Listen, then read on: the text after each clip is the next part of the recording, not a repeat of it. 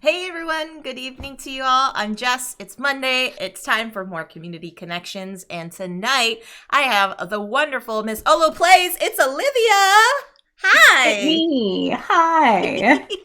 How are you, my friend? I am doing so good. I am ready. I'm ready to color. I'm ready to color and I'm ready to be here. Yay! So awesome. Yes, every guest that we have here for Community Connections gets a little coloring assignment, and they get to be added to the wonderful wall of community back here. So I'm super stoked. Olivia is doing a little extra artistry tonight because she actually traced it out. I was telling her how Danny Lowe did actual looked at the graphic and just drew it freehand because she's so Wild. talented. But Olo, you've got it. You've got your coloring ready. Got it. We're gonna get started. How are you? How was your weekend? Weekend was good. Weekend was very lazy, was very sitting in bed watching a lot. I watched a ton of TV. I don't know if Okay. anybody's seen White Lotus. I watched that for the first time. Okay. I have not. Very it's on HBO Max. Okay. Okay. Very interesting. I watched the whole first season, but there's only like 6 episodes, so Yeah. a lot Just to get binge through. right through it. Love I it. went right through it. Yeah, so it was good. Very cool. Very cool. Let's say hi to some folks in the chat. Soften Your Razor is here. Hello. And Plumpy Thimble. Good evening. Gus as well. Razor says it is very bingeable. Yeah. Plumpy Thimble says, I have not watched White Lotus, but loved Mike White on Survivor. I had to Google this because I was like, who is this guy? Yeah. And like how did this so the whole premise of the show is that it is based it's set on a Hawaiian resort. Okay. And like they kind of go into the politics of how complicated it is that a bunch of rich white people come and go to this resort and like can afford to go to Hawaii and all of that. Okay. And so I was like, it's like, who's the creator? I'm curious if they, like what writers they've got. Yeah, yeah, And yeah. like I looked the guy up and it was like, oh, very famous for being on Survivor. And I was like, I'm sorry, what? So I didn't look into it any further. I don't know if it was like a celebrity version of Survivor or if this was Oh. like legit. I don't know. Maybe this guy got his start on Survivor. I don't understand. I don't understand. I don't understand how people come into this world. Oh, Plumpy Thimble also says he wrote School of Rock and Nacho Libre. What? What? I didn't know that either. I should have looked into it further. So this guy is just out here writing bangers, I guess. I I don't guess. know. I don't know. Yeah. And hello, Amanda Panda. Good to see ya. So yeah, we're gonna be having a cozy chat with Olo. And before we get down to all the questions, Olivia, why don't you tell us your identifiers, how you identify yourself, what your job title is, and what you Yeah. do exactly in the board gaming space? I'm Olivia, also OlloPlays. I am a community and social media manager for Resonim.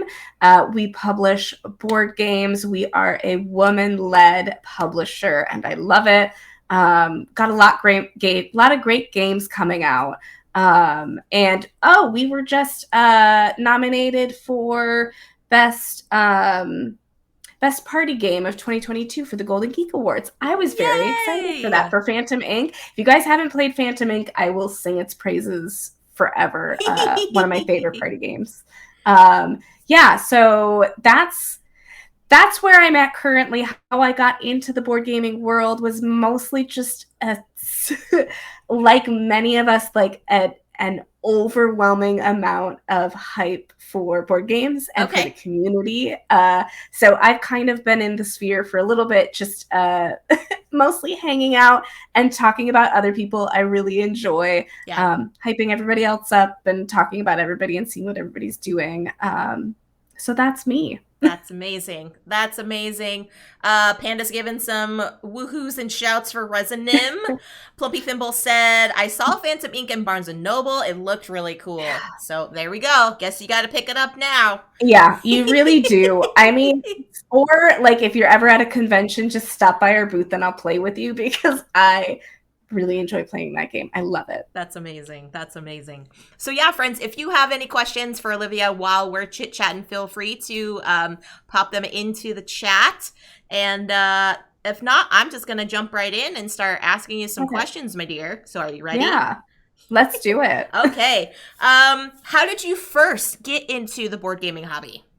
Was there Oh like my an origin God. story, like wee little Yeah. Olivia at a game table, and Yeah. okay, Yeah. I mean, like it's hard because I feel like we all have these stories, right? Where like yes, there's an aspect of when we were in childhood, right? Because I kicked butt at Gin Rummy and Rummy yeah, Cube. Those were my two games. Like my parents would occasionally have like friends or family over and they'd play it. And like, you know, the kids were supposed to do their own thing.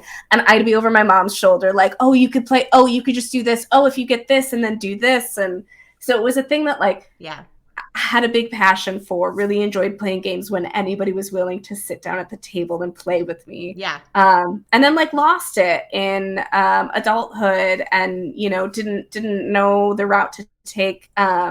But once I came around the set of friends that I have had for over a decade now, Mm-hmm. we were doing trivia for a bit.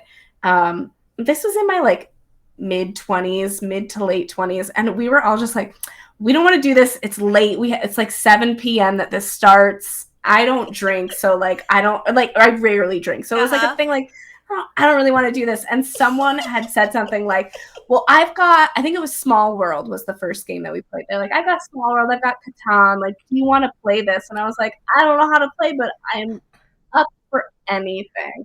And despite me being like really frustrated at first, like really struggling to learn, I very quickly was like, I love this. I love this. And what more can we do? And what games can we buy?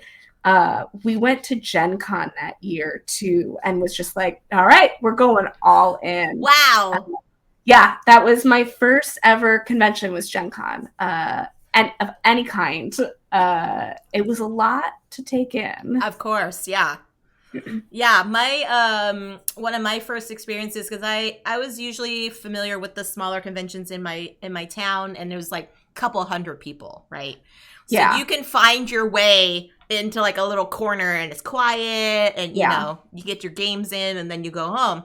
Well, I remember when I got invited to start working for Haba Games, T. Kyrez at the time was overseeing their booth and stuff, and they were like, yeah, come with me to all the, you know, North American conventions. The next one probably on the timeline will be Gen Con.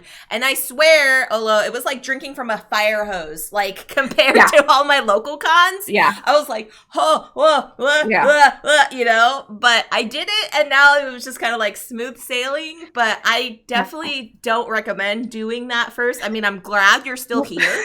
Because that would have been like a pee your pants moment to like, you know? Yeah. It was almost too much, but also I got known as the friend of like, when my friends' moods would tank, they'd come up to me and I'd hype them back. I'd like, aww, I don't know.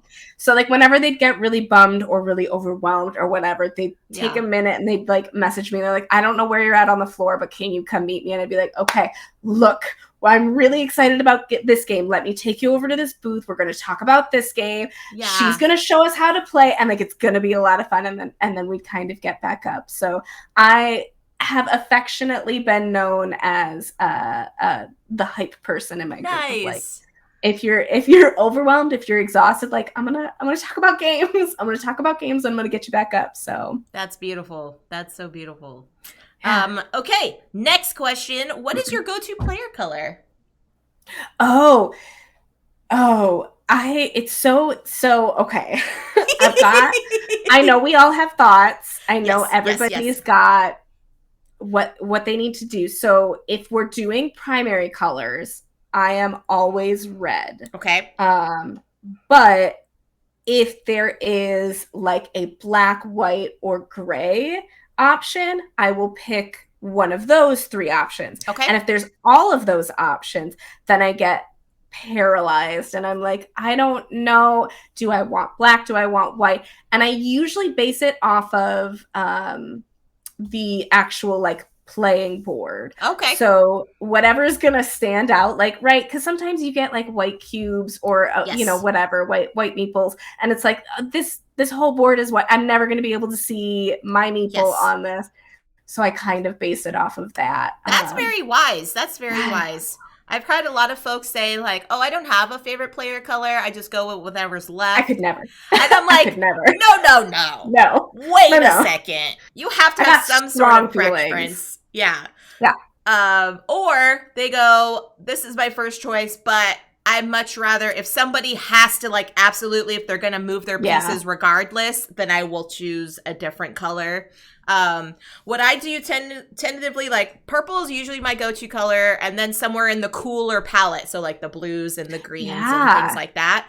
But what I do is when I play a lot of 2-player games, and so whatever my opponent is playing, I tend to do like a contrasting color. Yes. Yep. So it's not like yellow and orange are playing, you know? Yep.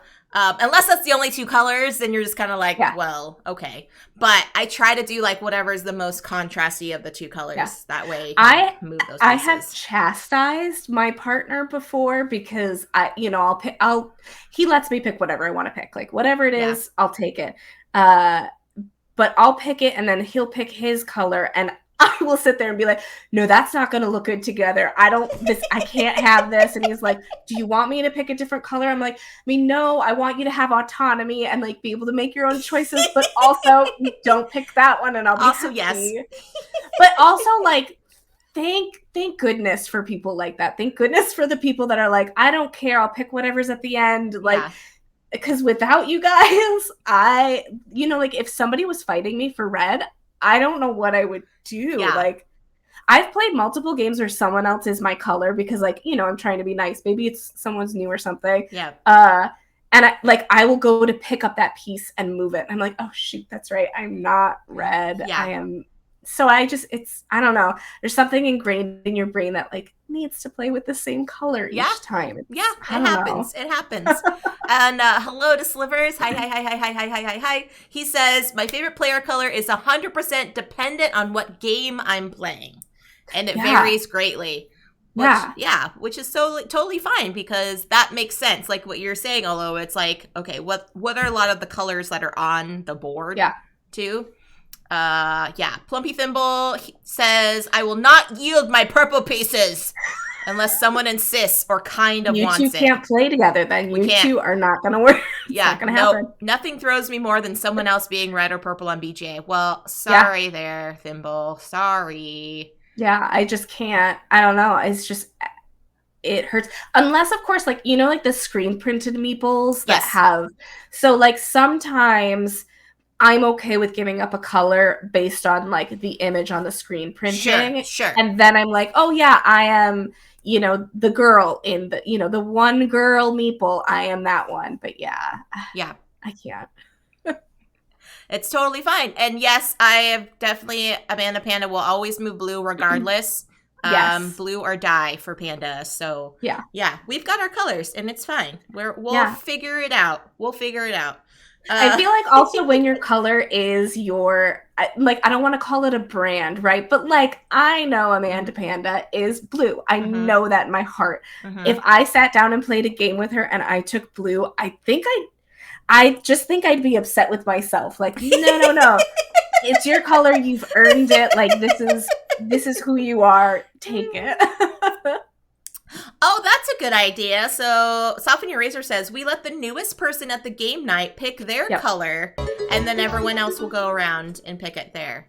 Yeah, absolutely. And oh my gosh, Lady T, thank you so much for subscribing. You've subscribed for 1 year. Whoa! Thank you so much. And Panda feels she's saying some thanks to you, Olo, for being able to let her choose blue. Of course. It's basically a Panda trademark violation. Exactly. Yeah, that's what it is. All right, next question. Co-ops or competitive games?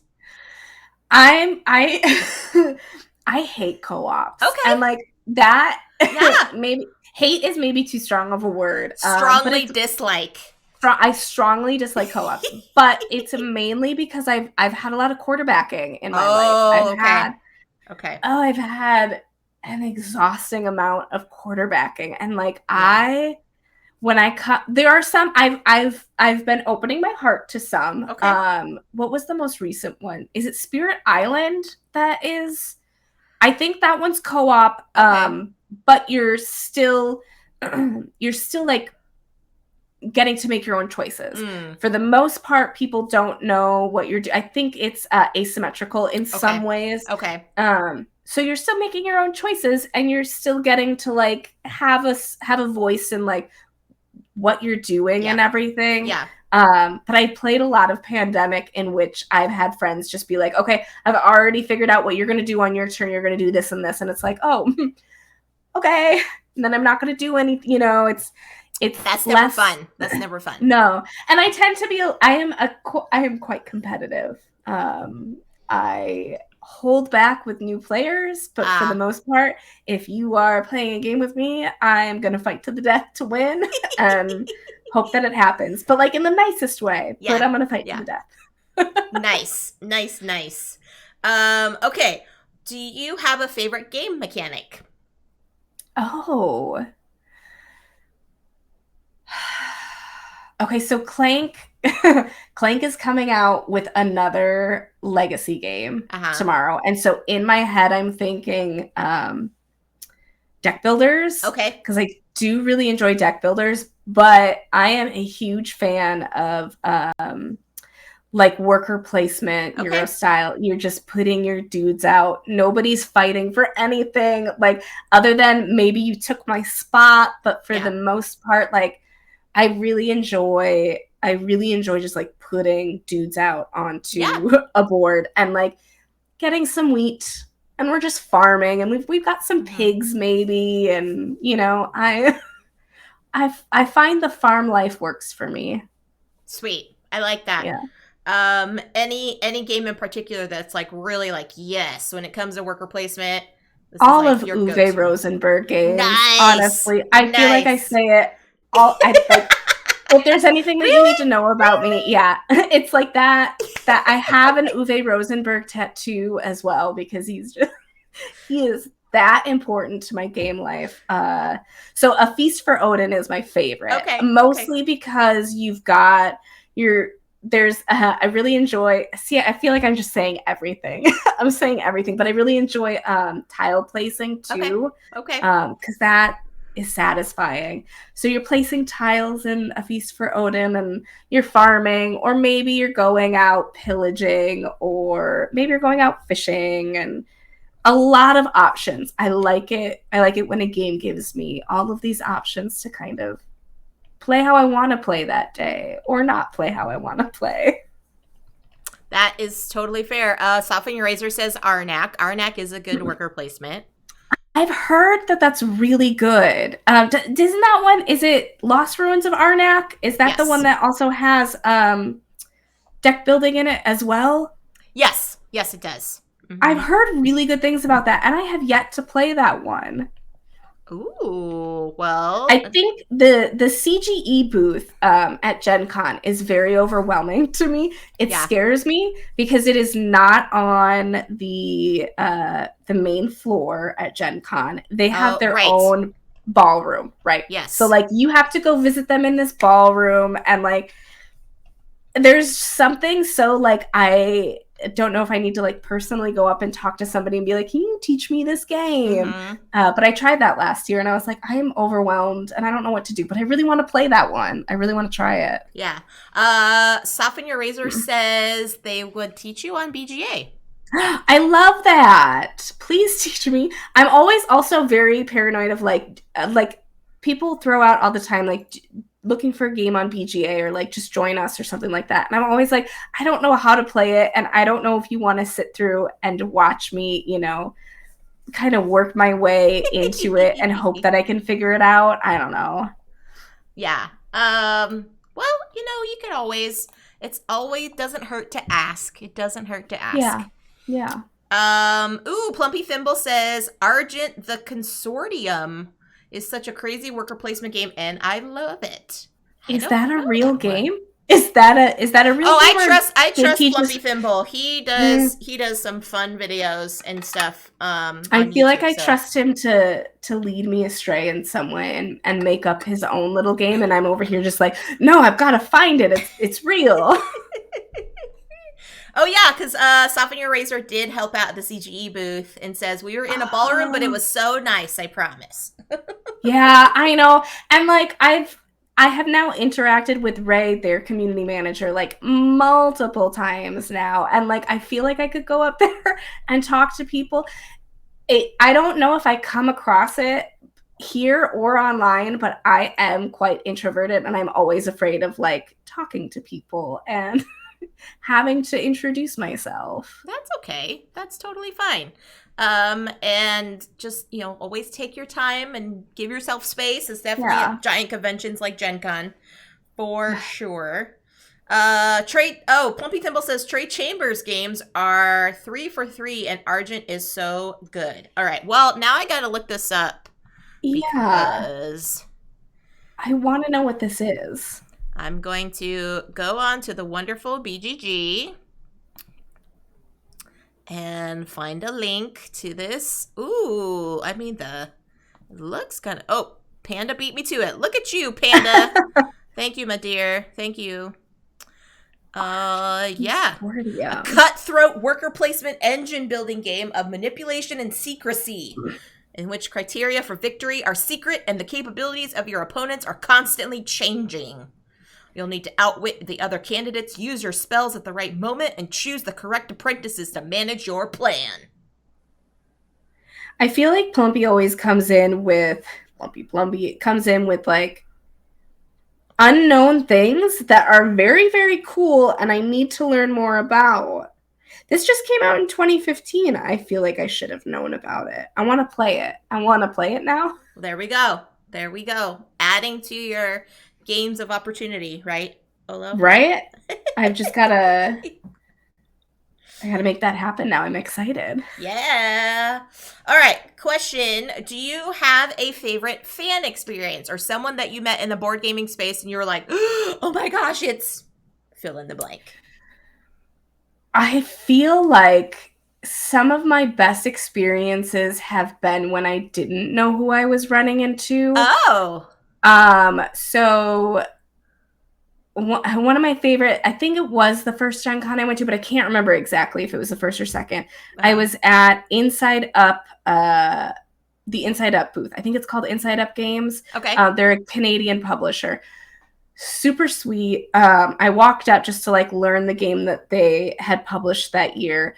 And the guy was so nice and like so like very much just like hands-on, wanted to talk about everything, wasn't trying to sell me anything. And I'm like, of course I'm gonna buy everything, so please just give it to me. Walked away, saw him again like later in the con, and like he remembered and waved and said hi and everything. Super kind. I think that same year, Leader Games had just come out with Vast. It was not fulfilling in Kickstarter, like it was just about to fulfill at Kickstarter. Okay. And they were teeny, teeny, tiny. And I walked up into that booth too and was just like, oh my God, you guys are so wonderful. I love this.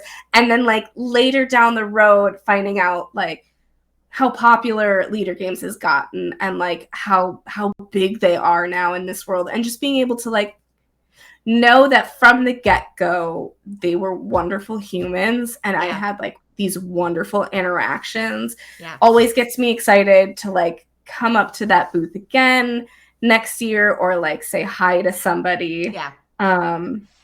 I think I am too overwhelmed to like go up to anybody and say like, hi, I know you. I think I've done it a couple of times where it's just like, you probably don't know me. I'm on the internet and people are like, oh my God, Olivia, I know who you are. And I'm like, oh, please don't perceive me. Like, I don't know. It's okay. It's fine.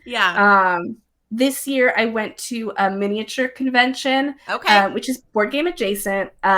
And one of my favorite content creators was there. And I was with a friend and I had my back turned and she had introduced herself to someone. So I like turned around to be like, oh, who's she talking to? And it's this content creator. And it's just like all, it's a normal human being. I screamed at the top of my lungs. I screamed. And then I immediately was like, I am so sorry. I'm so sorry. I need to walk away. And she looked so shocked and confused. And I'm like, look, you don't know me, but I love you. I think you're wonderful. And I'm going to get going now. And I walked away because I was like, I can't. Why did I scream? Aww. I don't know. I just get very excited. Oh, that's too cute. That's too cute. So if you see me at a board game convention and you are, even if you are any kind of content creator that I follow and interact with, just be prepared that I might scream in your face out of excitement. I'm so sorry. It might happen. That's amazing. Oh, yeah. I love that. I love that for you. Be prepared. That's all I'm saying. Too funny. Panda says, can I scream right back in your face? Oh my God. Amanda, it's a thing of just like, I don't know. Amanda feels like not elite is the wrong word, but well, no, like you're the queen. You know what I mean? Like, if I met Amanda, I think I would probably scream. I'd just be like, oh my God, I don't know what to do in this situation. So be prepared for that, Jess. If we ever interact at a convention, I'm just going to scream. It's fine. It's cool. It's totally just fine. It's totally fine. And going back to Leader Games, Brooke over there, the media person, she's my bestie. Oh my God. And I love her so much. I die for Brooke. That was another situation in which last Gen Con reached out to me and said, I don't even remember why I was stopping. I think they were just like, come stop by the booth. I was like, okay. And so I had walked past, and they're super busy. It's Leader Games. Like at this point, they're a huge deal. So walked by, saw Brooke, but was like, oh no, everybody's busy. It's fine. And like, she physically came out of the booth, pulled me back in, and was just like, I have 2 seconds to talk to you, but I just wanted to say hi. And like the kindest human being that I've ever met. And like a huge help for me in the industry when I first started out. Just like talking me through things, always being of assistance, and like willingly always being there. I don't know how any one person has the time to like be this kind, I guess. You know what I mean? Yeah. Like it's insane. I just consider it part of like that Midwest love. I don't know. Yep. It's outpouring. I love it. Yep. Leader Games is great. I love it. Soften Eraser says, be prepared. Exactly. That's how it is. Thank you for the biddies, Panda. Appreciate it. Panda has a question. She says, what is your career that you wanted to go into after high school? Oh my God. It's this sounds like an inside joke that you probably shared on her channel. No, it's just such a complicated I mean, it's like, I don't know. I graduated into the last recession of, what was it, 2008, 2009. So I graduated in 2006. So pre economic crash and all of that. Yes. And I was very much like, I was thinking of being a therapist. I really wanted to be a therapist for a while. Didn't have the grades for it, but really enjoyed that. And then ended up taking the route of a photographer. So I went to school, went to a trade school for photography. Really wanted to do, I just want to do everything. I really enjoy doing everything. And then the economy crashed. Woo! And then like, I just sat there and was like, what do I want to do with my life? What are the options? I don't know. I was filled with anxiety, but like followed a path of photography for the longest time. I was a photographer for about a decade. While also doing like jobs in between, because that's kind of where we were at. And then funny enough, a couple years ago, I was like, well, I didn't get my undergraduate degree. I want to go for that. The economy is leveling out. We're all in a really good place. I'm going to do it. And then about 6 months into that, COVID happened. And I was like, you know what? safety is not real. Like, just follow your passion. And that's immediately when I was like, you know what? I want to get into the board game industry. Like, it felt so mysterious and like impossible. And I was like, no, I'm going to do it. I'm just going to follow your happiness, follow your bliss. I love it.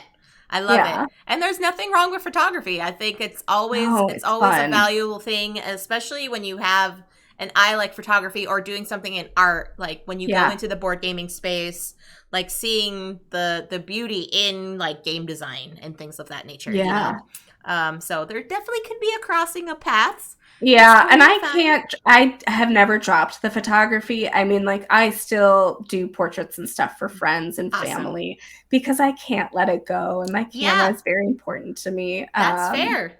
But yeah, the industry I mean, like every industry, you know, you start getting into it and it's like, this is overwhelming. And I just want to be chill. I just want to like breathe. Of course. Thank you so much, Quaid, for the birthday wishes and for the birthday biddies, Panda. Thank you. Today is officially my birthday, but I am here enjoying it with you all. Celebrate. We need to. I feel like I would sing happy birthday, but it would just be me, so I'm not going to do it. You know what's so funny? I received the sweetest note from Ilya and Tyler, aka Kavre. And Ilya sent me this link to this YouTube video, and he said, this is my new favorite way to sing happy birthday. And it's basically you sing the tune to happy birthday, but the only words you actually say out of your mouth are the words birthday. So... And it just sounds hilarious. And like he sent me this thing and it's just like so discombobulated because people are so off sync. And it just made me laugh. And he's like, picture we're doing that to you right now. And I was like, oh. I love that. That's the sweetest. What a sweet birthday. Yeah. I'm like singing it in my head and I'm like, oh, this is cursed. I love it. Yeah. Okay, awesome. It's disjointed, but it works. Yeah. But yeah. So that was totally funny. So yeah, I appreciate it. And thank you everybody for the birthday wishes, but we're here celebrating and having fun as a community. So this is the way I want to celebrate. Happy birthday though. Thank you. Yeah. I'm going to skip who your favorite designer is because I already know it's you. What is your favorite go-to game night snack and beverage? Oh, Oreos. Oh, original or thin or double stuff? Double stuff. It has to be double stuff. Okay. If it's not double stuff, I don't even want it at the table. It's useless. Gotta be double stuff. For a while there in my gaming group, one of us was appointed of like, you're going to get the double stuffed or are you going to get the double stuffed? I'm going to get the double stuffed. So that was always something at the table. As far as drink goes, so no joke, only drink water. So like I am not a pop drinker. I'm not a coffee drinker. I am not juice. I am, you know what I mean? So it's water for me. But my friends always have like a Klarbrun, or I feel like that's not as common throughout anywhere that isn't the Midwest. And I'm trying to think of what it is. It's like the, you know, like the cafe. It's somebody in chat help me with this one. Is there anybody from the Midwest who knows what a Klarbrun is? It's it's a fizzy water. It's okay. Is it like a sparkling water? Yeah, it's like a sparkling water. I think it's like a sparkling water. So like that was pretty common at my table. Okay. Yeah, I mean, I was drinking a sparkling water right now, so totally get it. Totally get it. Perfect. Panda is anti-double stuff, it looks like. She likes the thin ones. Oh, you know what? They just came out with thin double stuffed. So can I interest you? Isn't that like original? So no, my partner asked me this because I got it. And I was like, no, it is a better ratio because it is the thin cookie, but double the icing. So it is an appropriate ratio. Oh. So you're getting more cream than you're getting cookie. And that's how I like it. Nice. Quaid asks, is it like a bubbly? Have you had I think it's like a bubbly. Yeah. Okay. I'm trying to think of what else I feel like I need to look it up. Look it up and again, apologize for it. Yeah, it's a sparkling water. It's like a Yeah. All right. Last game you backed on crowdfunding, Olo. I think I just backed one the other day. If you need to pull up your I was your like, backer kit, that's fine. So we've had this discussion on social media a lot of like trying to find out ways to back a little bit less and Yes. play the games Yep. because like I during the pandemic, like many of us, just went a little wild and backed a lot of things and like they're all starting. I think I'm just coming to the tail end of what I got through that, Okay. and was a little embarrassed and I was like, ooh, maybe I shouldn't have done that. Maybe I should have been a little bit more responsible. Mm-hmm. And I said this year, no, I was not going to back anything. I wasn't going to do it. I was going to play what I had, and then I immediately backed something. Oh, it was Papillon Gardens. Oh, yeah. It's so good. It's a stamp and write, I think is what they're calling it. Nice. So you got like little stamps and ink that you're like stamping your gardens Nice. for. I think that's still crowdfunding. So if anybody's interested, but yeah. Beautiful. Panda, go ahead and put the link into the Kickstarter if you wouldn't mind. Okay, next question is from Quaid. He asked, if you had free access to a time machine, what era would you like to visit? Oh. See, now as a child, I was really attached to Thanks, Panda. the 1940s. After Depression. Yeah, after the Depression. I was very attached to that. And then the older I got, the more I was like, I really enjoy having my rights. Yeah. And so maybe not so much. But I really enjoy period pieces. So I really like Pride and Prejudice, and that's not the Edwardian times. I'm trying to think of like when that actually lands. Would that be Victorian era? It's probably Victorian era. Okay. I just really like the dresses. I really enjoy. I mean, granted, again, we were kind of just forced into them, but like I enjoy that very much. I enjoy going to the Renaissance fair too. So I can't. I don't know. If I had a time machine, I think if I had to go back in times, Victorian times, but if I could go into the future, I'd probably go like 100 years into the future, like to the point of like, I'm going to pass away before I get to see this time. And I'd love to see what it would be like, I'd love to see what the world's going to be. Yeah. Quaid says the Regency era. Is that Regency? Yes. Pride and Prejudice. Yes. Okay. That's Pride and Prejudice. Yes. Thank you, Quaid. That's exactly. Perfect. I mean, of course, I'd like to be in that time frame if I was rich and if I was affluent. You know what I mean? Like, true. You could wear the dresses. If not, I don't know if it'd be great or not. But we'll see. Right. Soften Your Razor says low-rise jeans come back in 2098. No. that is. I just had this fight with somebody on the internet the other day where I was like, because somebody was talking about how they love low-rise jeans and so glad it's coming back, and I'm like, no, I never want to go back down that path. I like couldn't fit into low-rise jeans as it were. Like it, I don't want to do it. I don't want to do it, and I will never go back to the early aughts. No.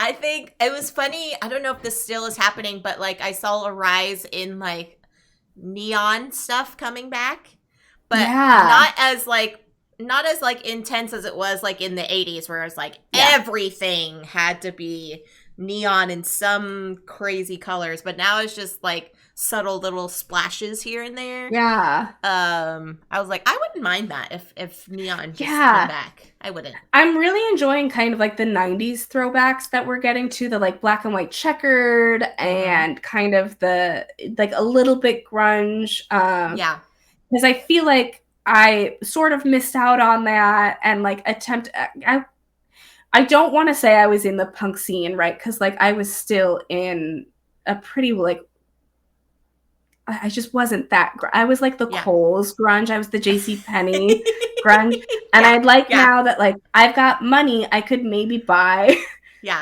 like a cool outfit, but Right. also I sit in my sweatpants. I sit in my sweatpants and my cropped tops, and like that's how I'm living now. Mm-hmm. That's who I am. Yeah. Leggings for me all day, every Yeah. day. Like Yep. if I have to put on like jeans or fancy pants, I'm like No. begrudging it. Like, Yeah. I'm Yeah. going into a job interview. I guess I have to wear fancy Yeah. It's got to be, I need it to be cotton or linen. Is Yeah. linen pants. If I have to be fancy, I've been doing linen lately because I'm like, Nice. I don't want to get Nice. into something uncomfortable. Yeah, exactly. Olo asked question, will you be at any conventions this year? Oh yeah. I'm going to Origins, and that is going to be for fun, and also for work. If anybody like wants to, if you want to at me, if anybody wants to play some of our games, so I'm going to be at Origins, Cool. but mostly for fun. And then Gen Con, and that's going to be completely for work for the most part. Because I don't know where I'm going to get breathing room outside of like, I'm going to be at the convention all day. Yeah. And then PAX Unplugged also for work, which is what I did last year as well, which was super fun. I really want to go to Essen this year. It's a dream of mine. Obviously, like that's where all of my Euro games are going to be. It's the biggest in the world. Like I dream of it, but I've also I really haven't left the country that much. I've done like a cruise, which I do not consider leaving the country or like doing, anything kind of international. Yeah. So I don't know. I don't know how to go to Germany. If someone could tell me, if someone could be the adult in this situation and like tell me how to go to Essen, I really want to go to Essen, but I just don't know what to do. Same. It's a bucket list item for me. Yeah. Because I also have a lot of friends in the board gaming space that are in Europe, Yeah. So yeah, I think it would be fantastic to do it. I won't be able to go this year because I'm still like saving up and like trying to navigate job situations and streaming and all that kind of stuff. But one of these days, I feel like I can go to Essen, and then I feel like I would have enough connections. Do you follow Dave and Ilka Luzapalooza? Yes. On Twitch. Yes. Okay. They're stationed in Germany, and I'm sure they can give you the top and bottom, the to-do list of like, here's what to do for your first time in Essen.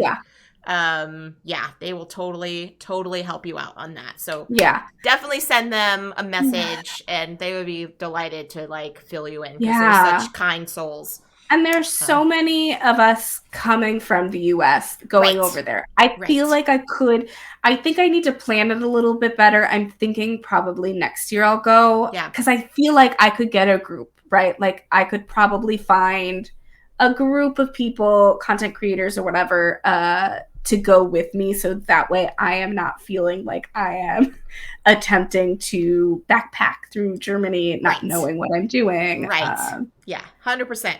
100%. Yeah, it's overwhelming, but I want to someday. Yeah. We'll get there. Yeah. Thank you, Phantom, so much for the sub. Hello, the stream is going well. He says, hi, Olivia. I hope you're enjoying your date. This doesn't seem like a good date thing. Yeah. Maybe they just came back. Maybe they're going to go later. That's true. I forgot it's early over there. Yeah. Right. And Taco Maniac is here. Hello. Hope you and Shark are doing well. Thank you for the birthday wishes. We are just chit-chatting here. If any of you have any questions for Olivia, please pop them in the chat, and I will get to them momentarily. And then I'll just keep on going while we're hanging out. So, let's see. Except all the work stuff, says Quaid. What did you enjoy most at conventions? The free play, the panels, the exhibitor hall?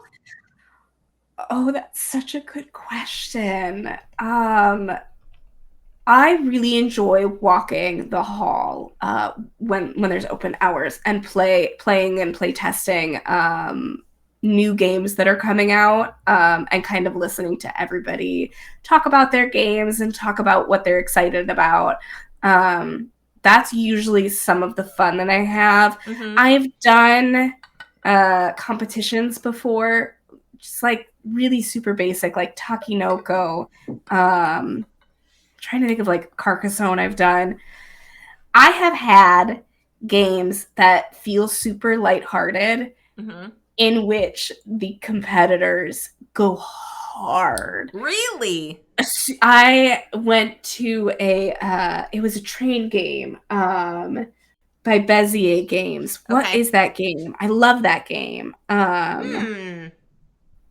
Let's I see. can't think of it, Okay. We'll but I get to it. loved it.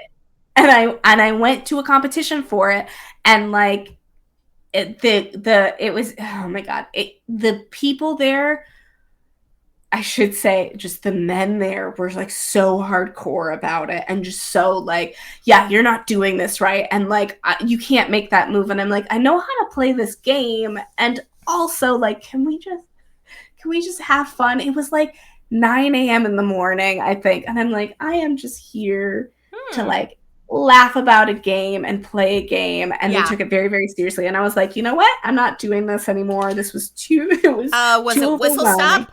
Yeah, it was Whistle Okay. Stop. I love that Yeah. game. Cute little game. I love Bezier That's too games funny. too. So much fun. Yeah.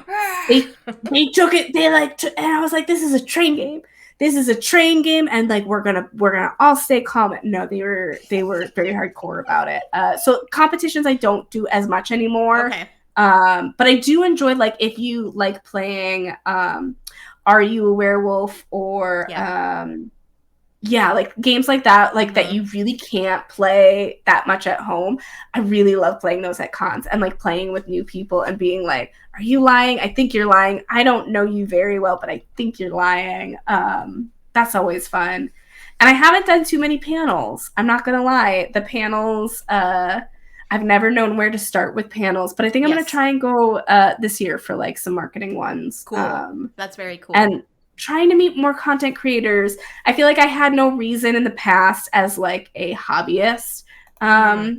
to really like meet up with a lot of content creators, because again, that anxiety of like, Sure. I don't know what to say to Sure, you. sure, But sure. nowadays I feel like I've got there's a lot of icebreakers. I've met a lot of people through streams, and so Yeah. now I'm hoping to go to, like, whether it's a panel or a lot of content creators have meetups, and I think Mm-hmm. that's a really good way, Mm-hmm. because you know your community, you know who you're going to be talking to, Yep.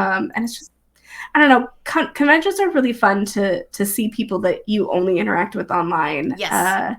It's really special. Yes. Those moments are very, very special to me, because I've just, I don't know, I've connected with so many people. Mm-hmm. I love it. Yeah. And what's also amazing too that I found out being a content creator and getting to meet those people is that who you see on screen is actually who they are in real life. Yes. Yes. I like have had anxiety about, Yeah. I'm not, you never know Yeah. who you're going to meet up. And it's always this very overwhelming moment in which I'm like, oh no, I love you so much. You're exactly who I thought you were. And Yes. like, I'm so sad that we are in three different time zones. Like, how Yes. are we gonna do this again? So it feels like there's never Yeah. enough time. But yeah, I feel like I've been encouraging a lot of people now. If you're like regulars with a content creator, a lot Mm-hmm. of people have meetups. Meet up with your community. Get on Yes. Discord. I'm really hoping at PAX Unplugged we can have a Resonant meetup, because we've got Resonant has a Discord, and we've got a lot of people who are in there like regularly, who I would Yeah. really like to meet. I'm like, I'm just Yeah. dying to meet you in person and just say hello and let you know that I am a real human, and like Mm-hmm. you're a real human, and Yeah. have And PAX is such a wonderful place too. It's PAX is great. yeah, they're very good at facilitating spaces. Their staff are like Yep. super knowledgeable and friendly. Um, it's the one of the conventions that my husband actually feels comfortable with because he has like slight Yeah. agoraphobia, and so Yeah. big crowds are kind of like he can only take so much space, and then he needs his me time. He Yeah. feels that he has the like stamina to actually go through the whole convention hall and then find a table and sit down and play, and he's like set. And then if he needs to go outside, he can just walk downtown Philly and like Yeah. so I feel like yeah. PAX Unplugged has more table space than it does like booths to go visit, Yes. which Yeah. I really appreciate because it felt like I never had a moment where I was like, we can't find a table, because there was always True. some open spot somewhere to True. like sit down and talk with people. Yeah. And agreed. And also, Razor says they have great food in Philly. Yes. they do. They do. I feel like I still have a list of places that I need to go out and try. No, one of the things that I really appreciate about like the community that I have mostly like hung out with and been around is that I am very open from the get-go of like, if you need to leave for any reason, like you're not going to be questioned. No one's going to pressure you to stick around. Yep. If you've got to go, you can just say, I got to get going, and I'm going to give you 2 thumbs up, and you can go. You're not going to feel bad about not wanting to stay here or whatever. Because again, I think we've all got like some level of anxiety or like some level of like, I just gotta be alone right now, and I need to be alone and not hear anything. So yeah. And I think we're all kind of relearning how to socialize. Yeah. You know? Yep. After being in isolation for 3 years, you know? Yep. That's I have been learning like I don't know. PAX wasn't the first one that I went to. I think Gen Con last year was my first convention that I had been to since the beginning of the pandemic. Yeah. And I was, and again, I think I said this at the beginning, like when my friends are overwhelmed, come to me, I'm going to hype you up. Yeah. This was the first time in which I was like, I cannot stay out on the floor. I need to go back to the hotel. I need to go outside and like take off my mask and just breathe for a minute. True. Because this was too much. Yeah. It's really been different. There's definitely like people who have snapped back into it very, very easily. Yep. I'm guessing that those are extroverted people, but like for me, it's been like a lot of, I'm just going to take my time. I really enjoyed being alone at home and being in my jammies. So I want to go back to that. Absolutely. Quaid says he's all in for free play at conventions. I think I've only ever gone to 2 panels in my years of going to conventions. Cons for me are like playing lots of games, whether sharing my favorites or discovering new ones. And he said Shucks in Vancouver, BC, is 75% free play tables. That's I have heard Shucks is really, really nice. I haven't made it to Canada yet, and I keep adding things to my list of like, I do want to go. Yeah. I love that. I love free play. Yeah. I love it if it can be, again, I went to a miniatures convention in which it is free to attend. Cool. It's only, you pay for a badge if you want to be part of a competition. I think that I mean, like, obviously I understand that there's a lot of money that like needs to go to employees and everything, but I really wish there were easier ways of getting people. Just like, I just want to show up to this convention to play games for free. I wish that was an option at most, because I think that's half of us are just looking for another player because like we can't play this game at home or something. Right. Yep. Have that sign, players wanted. My little flag. Yeah. So speaking of working, Razor has a question. What are your best and worst jobs that you've ever had, Olo? Oh my God. I have a hard time. I am the type that like looks back fondly on a lot of things, despite remembering that like I wept through a lot of these jobs. So some of my best jobs were the jobs in which I formed a community with the other employees there. I worked at a video store back when those were things. It was a rental place. And the team, I just loved the people that I worked with. I mean, we were there until midnight, and it was wonderful, and I loved them. Was it the best paying job? No. Was it the like most critical for me? No. But like, I really enjoyed the people. Yeah. And then one of the worst jobs I had, I worked at a fashion retailer. Like high fashion, like paying thousands, tens of thousands of dollars on things. Wow. It was customer service. As you can imagine, it was a nightmare. I remember once there was a a hurricane on the East Coast. I Okay. don't think it was hitting New York. It was hitting somewhere on the East Coast. Okay. And I had a lady call in because we had like 2-day shipping or some, whatever Amazon gives out. And the lady called screaming and saying it was 1 day late. And she goes, "You promised 2 day." And I was like, "Yeah, there's a hurricane happening right now." And she's like, "It's not hitting me though." And I was like, "No, Wow.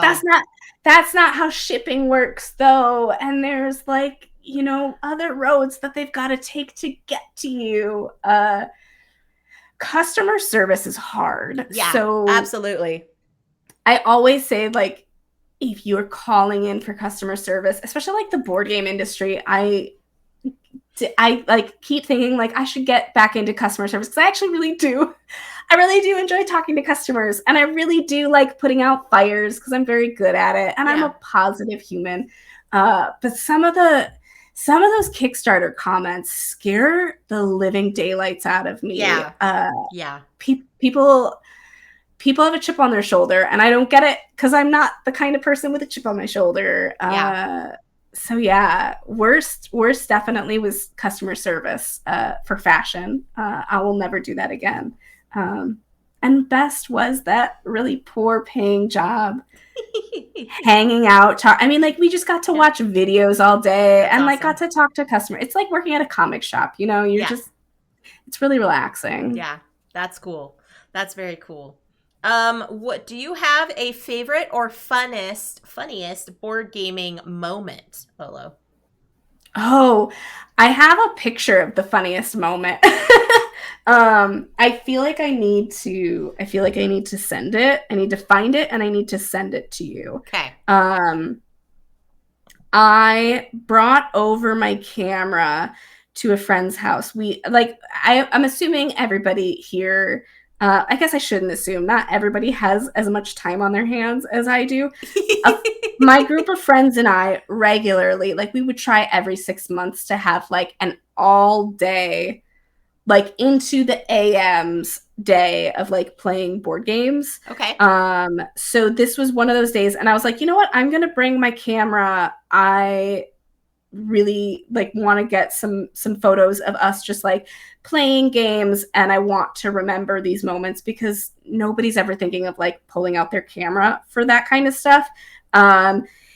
And I'm sure everybody who has a cat knows what I'm talking or knows where I'm going with this. We laid out a game of viticulture and like we're halfway through it.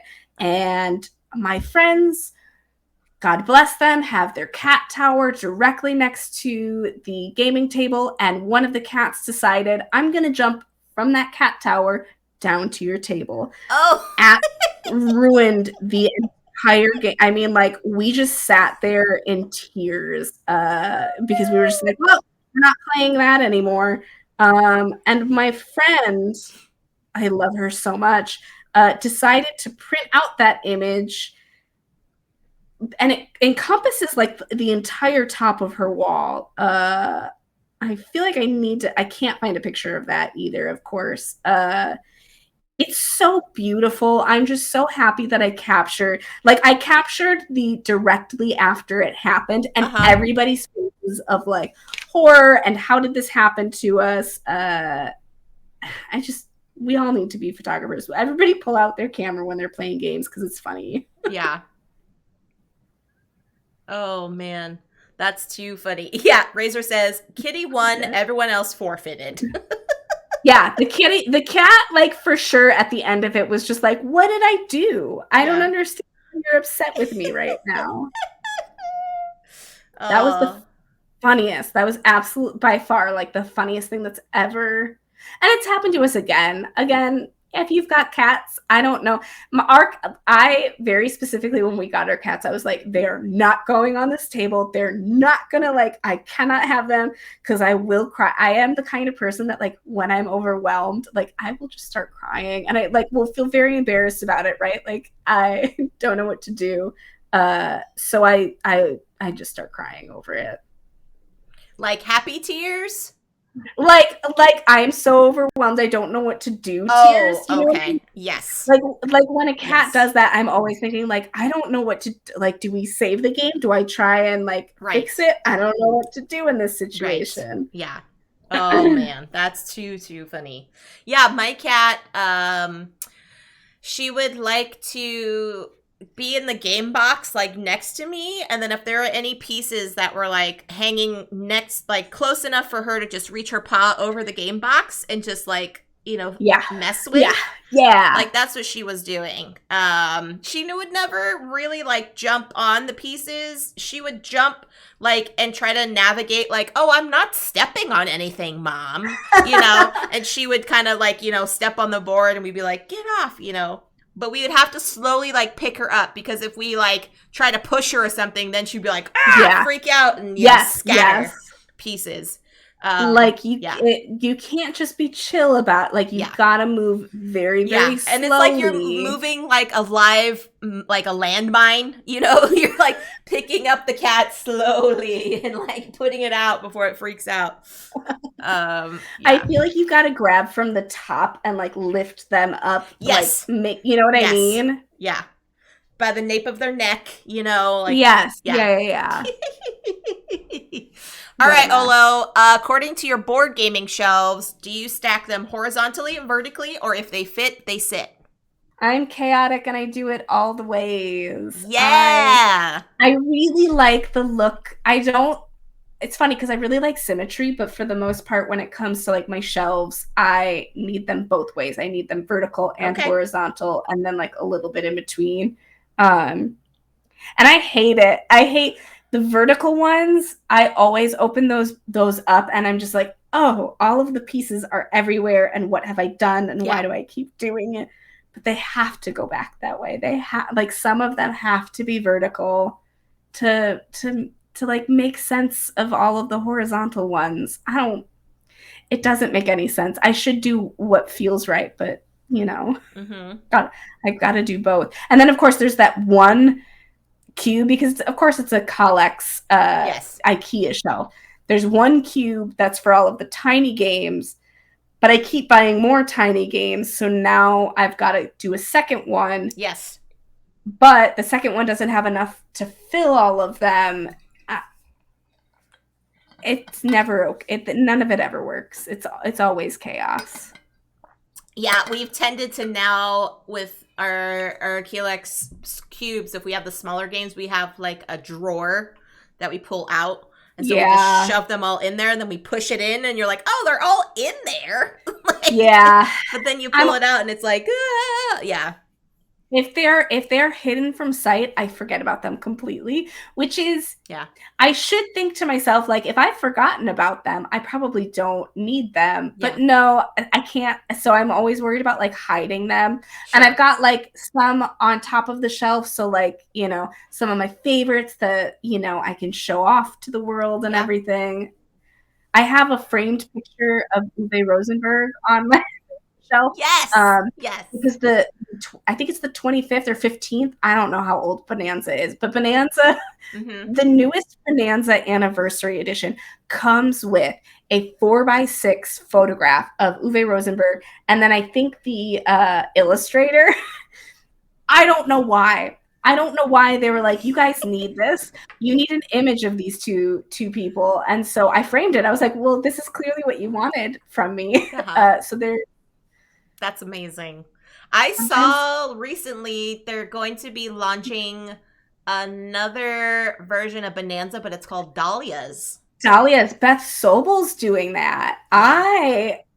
So I'm torn on this. I really enjoy the like kitsch nature of the art of original Bonanza. Yes. It speaks to me.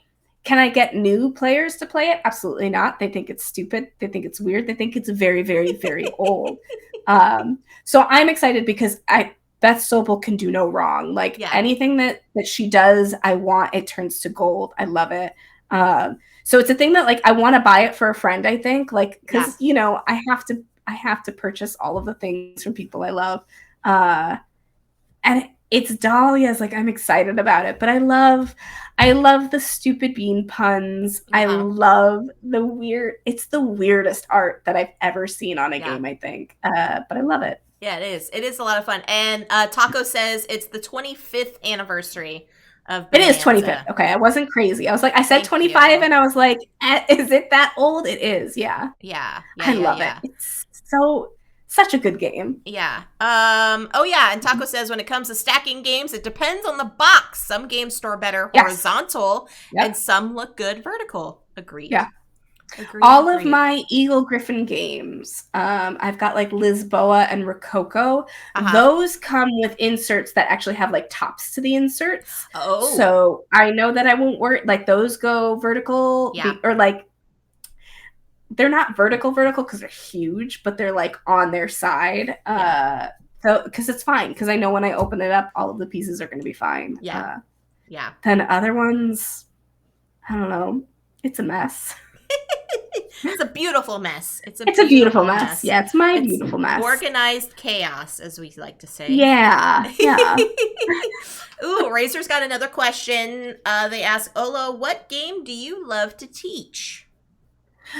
Oh, it took me the longest time to feel comfortable to teach. I don't know. Please tell me in the comments if you guys feel this way. I felt extreme anxiety. I had extreme anxiety when I first started learning games. I think because I learn a little bit differently. I'm very much a visual learner, and I had friends that were like reading straight out of the rule book. And that would overwhelm me and I would get frustrated because I wasn't learning it. Yeah. So then it took me a really long time to want to teach anybody because I was afraid of like doing it the wrong way or maybe not the way that everybody liked to learn. But my partner got me more comfortable with teaching games, despite the fact that I'm just like, I don't know how to teach it. Mm-hmm. I think one of my favorite games that I enjoy teaching is Wingspan. Oh, okay. Mostly because I have all of the fancy bits for it and like my excitement is just like pouring out of it at all moments. It's also a game that I think is super easy to teach in chunks. Okay. You're going to teach everybody their one of 4 actions that they can take that first round, right? Like you're building up an engine. So once people start building up their engine, then I can introduce more rules into it and explain, here's the end of round goals, here's the end of game goals. Yes. I think being able to teach in those chunks is very helpful for me. I get very overwhelmed at like, if I have to teach you all of the rules at the beginning and also how you win, it just comes out as like word vomit. So any game that I can like tell you a little bit at a time and then like add a little bit more and then add a little bit more, I feel very good about doing. That's smart. Yeah. Razor says, I got very anxious when the person learning with me picks it up much faster. It makes me feel dumb. Yeah. Oh, sorry about that.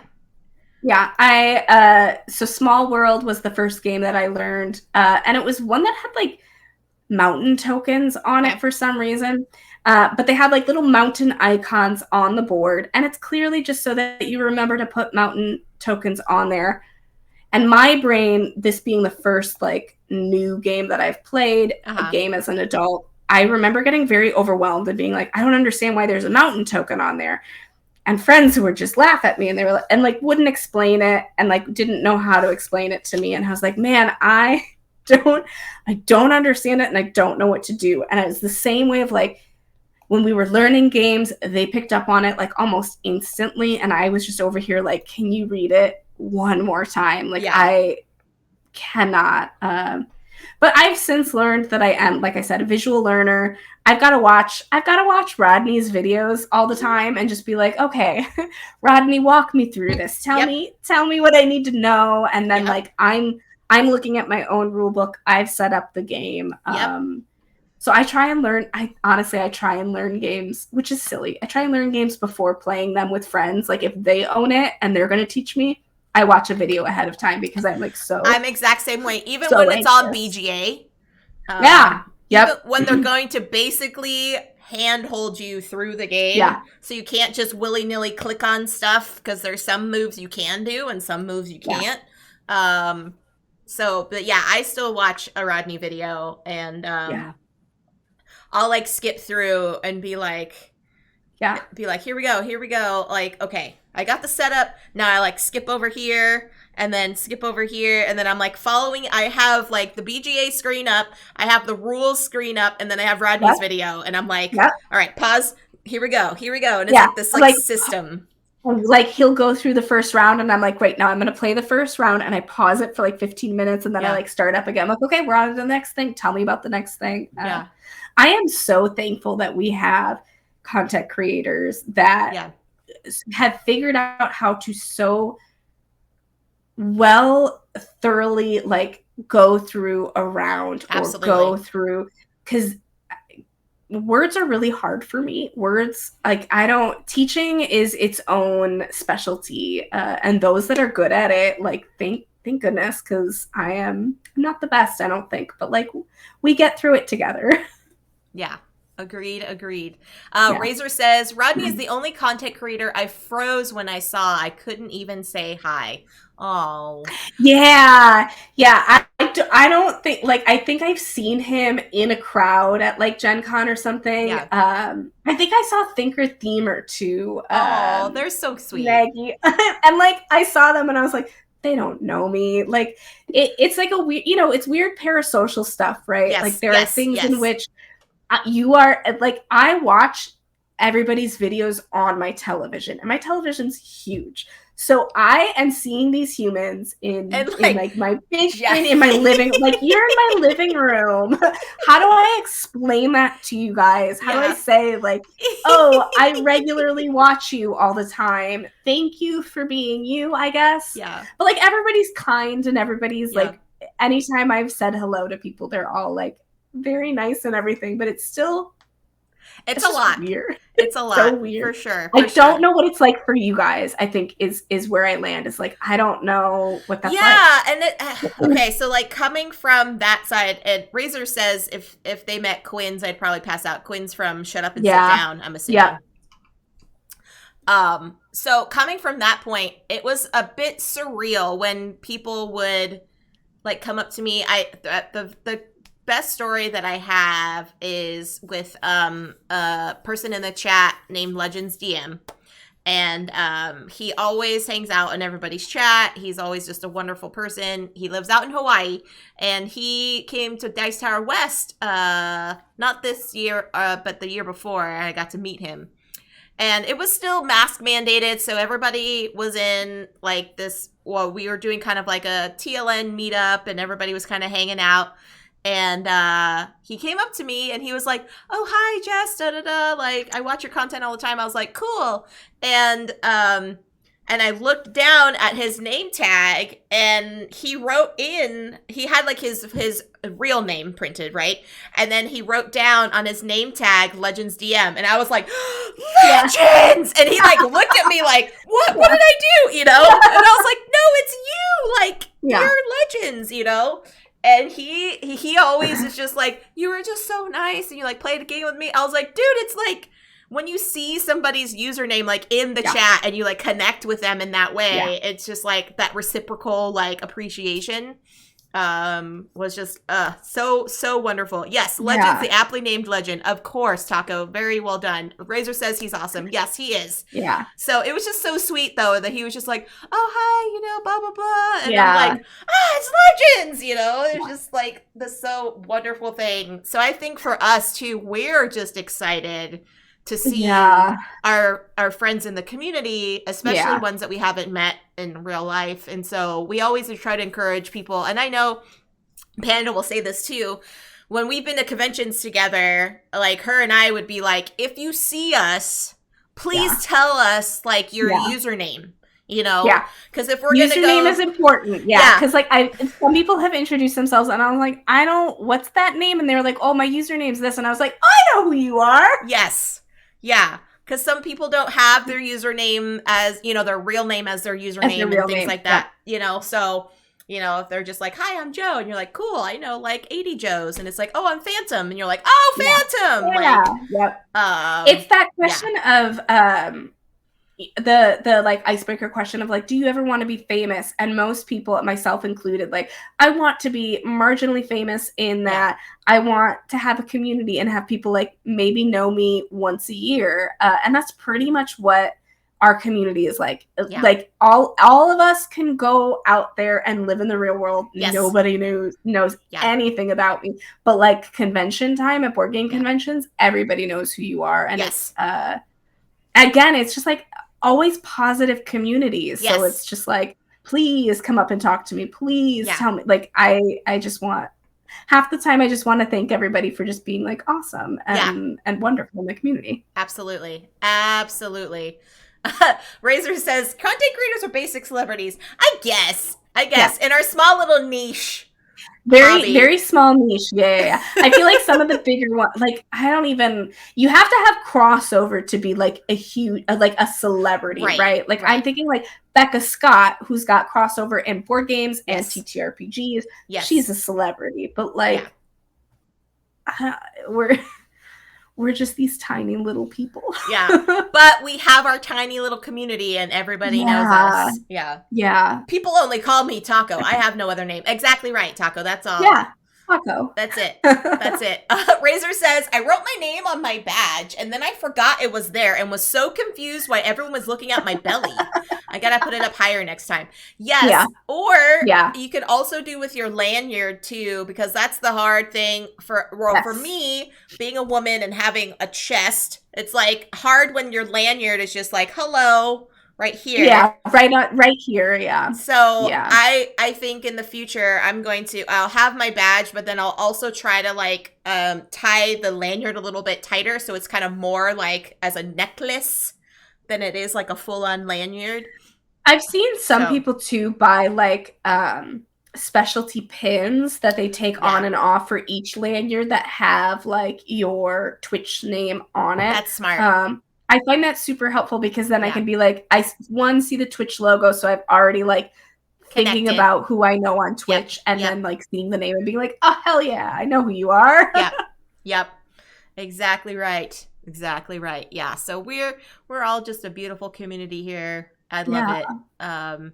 This has been an amazing conversation. But now, Olivia, we are getting into the special segment that Phantom usually does, but he's not here, so I'm going to take over. But first, I need to do a costume change. So I'm going to leave you with the chat for just a moment, and I will be right back. I have to admit to chat, Mondays, I had told this to Jess, but Mondays are typically my group gaming session. Since we have regularly been attempting to meet on Mondays. And so I was like, oh, okay, I have seen Jess stream so many times and like been there. Don't know what happens on Mondays. I do not know what is happening that she needs an outfit change. She's putting on the sequins. There's sequins. I don't know what's happening. I don't know what it could be. I would like to think that it's a birthday outfit, though, in some way. Like something that says, like, happy birthday, yay me, congratulations, in some way. It's wonderful, don't worry. No sequins? Okay. See, no. I would like sequins. I was kind of excited about sequins. I hear jangling. I feel like I need to, like, hide in some way. Is she coming back yet?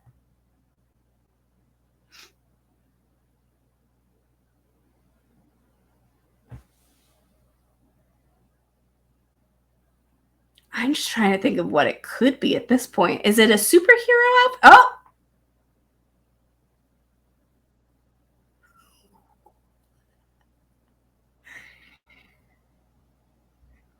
What am I looking at?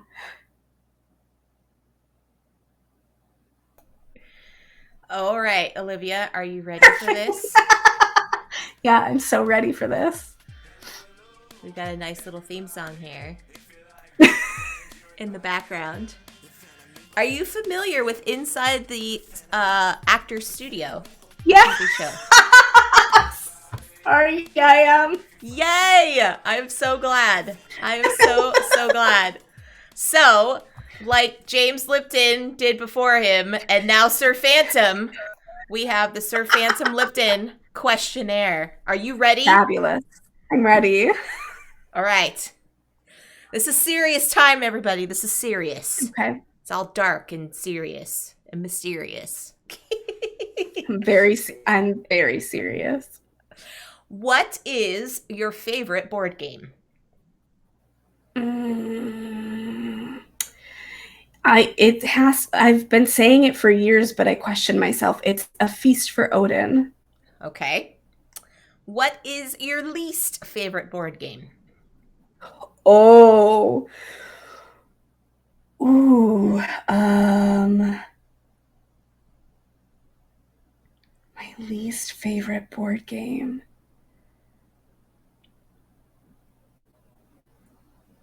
I'm trying to think of the ones that friends bring to table that I absolutely dread.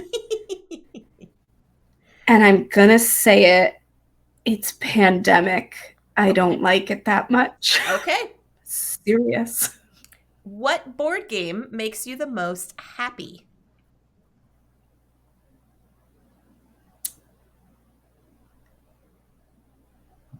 Bonanza. Okay. Bonanza. What board game makes you the most sad? Oh. Ticket to Ride? Okay. Yep. What board game components do you love? Oh. The newest version, the anniversary version of Castles of Mad King Ludwig from Bezier Games. They're ridiculous. I love them. Okay. What board game components do you dislike?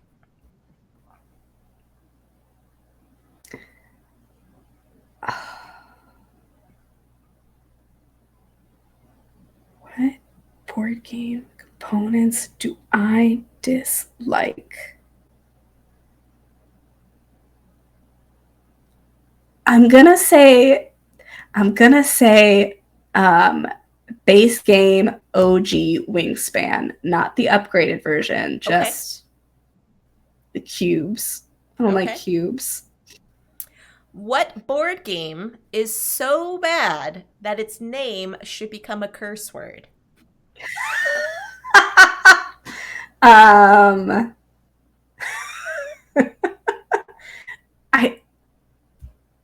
Uno. Okay. What profession other than your own would you like to attempt? Ooh, I would really like to be a dog trainer. Okay. Yeah. What profession would you not like to do?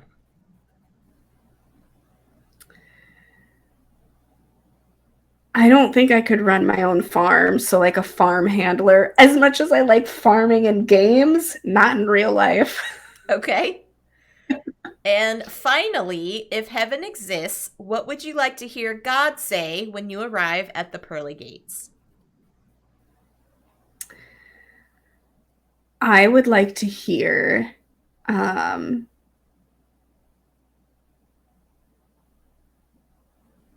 I would like to hear him say,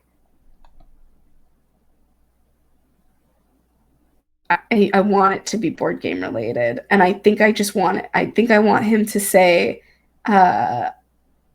you can play board games up here. Okay.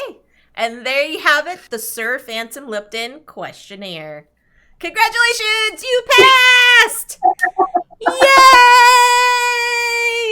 It's not dark and scary anymore. No, it was wild. Loved it. It felt like Joe was really here with me, though. Yes, mission accomplished. People were saying you were going to wear sequins and all of this. They were really letting me astray. Aw, you all are too funny. Too funny. So Joe actually went through and he like modified those for like the board gaming hobby. And That's wild. I think it was fantastic. Love it. So as we're closing in, I just have a couple more questions for you, Olo, before we head out. In your opinion, do you think the terms board game and tabletop are synonymous, or are they becoming different terms in terms of the hobby? I think tabletop is more inclusive than board games, and I have been like veering towards using tabletop a little bit more. Though I do think it's like all encompassing, right? Like tabletop games kind of talks about sometimes TTRPGs and everything. Mm-hmm. But not all board games are, you don't have a board with all of them. Mm-hmm. I understand that people understand what I mean. Like when I say board game, I could pull out a roll and write and they're going to know what it is. I just find tabletop, to be really inclusive and to be kind of a way to get everybody to the table. Awesome. I like that answer. Which game would you recommend to someone who has never played a hobby board game before? Oh, I struggle with this one because I feel like I'm testing all of my friends. Like, maybe I'll try this one. Maybe this one's one that they'll enjoy.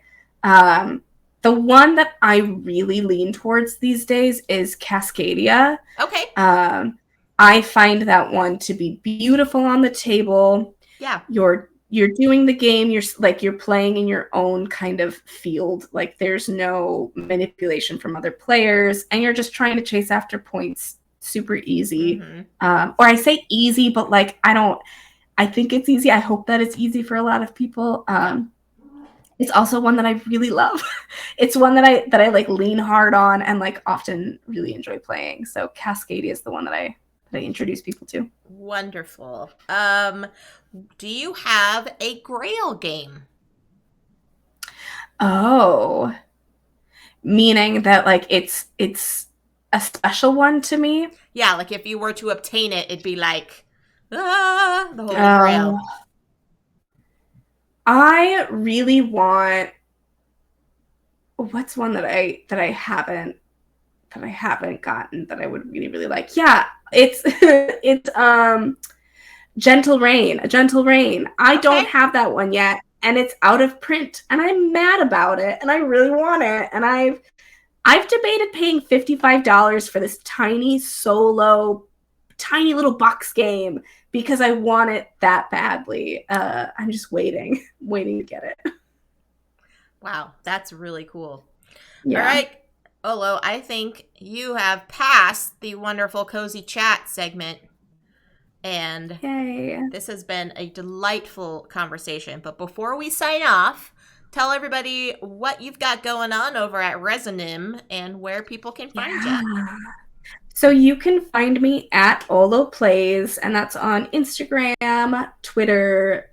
I'm sort of on TikTok, but mostly, again, I'm retweeting other people's TikToks. But you can find me at OlloPlays. You can also find me at Resonim. Again, Twitter, Instagram, we're on Facebook, we're everywhere. We've got a lot coming up right now. It's a new year, so we've got a new game coming out. The next one is called Avant Card, and it's going to be a small box deck builder with a avant-garde art theme to it.